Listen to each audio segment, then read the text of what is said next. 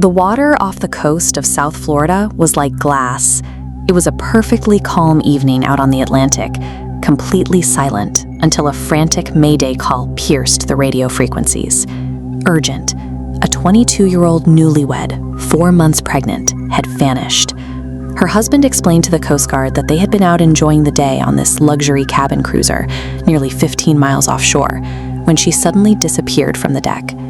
The missing woman was Anita Lopez, an ambitious immigrant who moved to Miami from Cuba looking for a better life.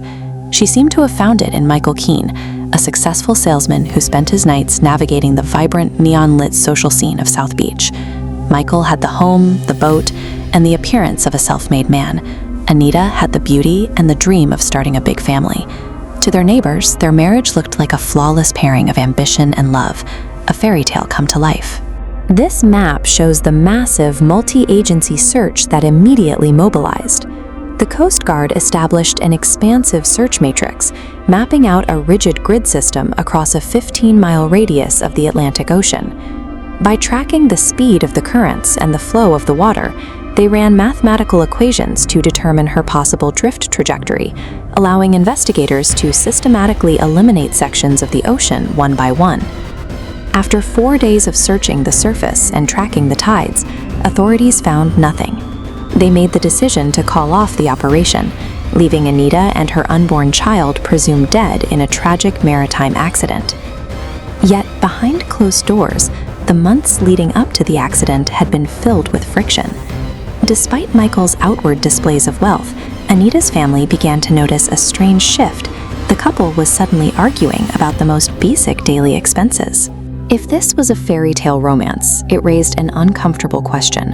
Why would a man who supposedly had everything suddenly become so restrictive with his money just weeks before the tragedy? 3 years went by, and the case went entirely cold. While Michael moved on, Anita's family physically and emotionally deteriorated from the grief. Her father lost significant weight, and her mother suffered a stroke, brought on by the torment of never finding her daughter. Then, an investigator at a life insurance office in Orlando received an unexpected phone call. A relative of Michael's named Michael Keane reached out with a specific offer. He would provide case-breaking information for $50,000. Matthew claimed that Anita's disappearance was a planned event. He told investigators that Michael had designed the entire night on the boat to facilitate a murder. Armed with this tip, investigators tracked down Vince Mabberry, Michael's best friend and roommate, who was the only other person on the boat that night. Confronted by detectives, Vince broke down and confessed to his role in the plot. Vince's confession revealed that Michael had approached his marriage as if he were managing a balance sheet. This was a calculated business strategy aimed at a singular goal. Michael was obsessed with retiring by the age of 40. To fund it, he planned to find a young, naive woman. He would court her, marry her, and then carefully arrange for her to meet with a sudden, fatal accident. This chilling motive perfectly explains his earlier penny pinching. Michael fought Anita's desire for a large Cuban wedding, forcing her to settle for a small notary ceremony to minimize his upfront investment in the scheme. When Anita asked for money for baby clothes and supplies, Michael refused. He was avoiding any unnecessary spending on a child he knew would never be born. Michael was extremely frugal regarding Anita's needs, but eager to spend on his payout. He purchased a $200,000 life insurance policy on his pregnant wife. By staging an accident, he would cash out the policy to fund his early retirement. Anita thought she was preparing for a new life as a mother. In reality, every step of her relationship, from the first date to the pregnancy, was a meticulously budgeted stepping stone towards a payout. Michael didn't settle on the ocean immediately.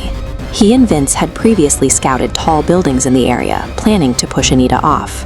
When they couldn't find a building with the right access, they moved the plan to the water.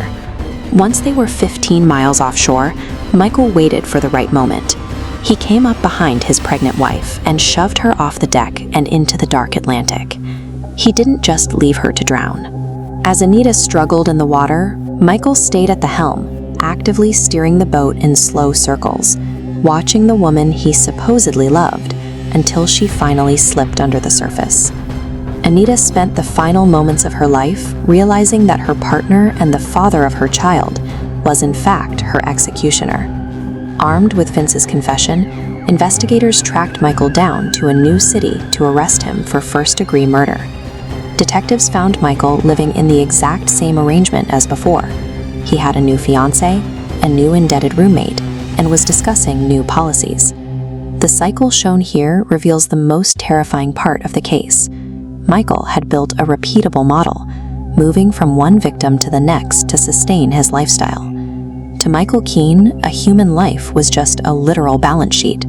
For Anita's family, it was an incalculable loss that shattered their lives for decades. The deepest evils rarely look like monsters.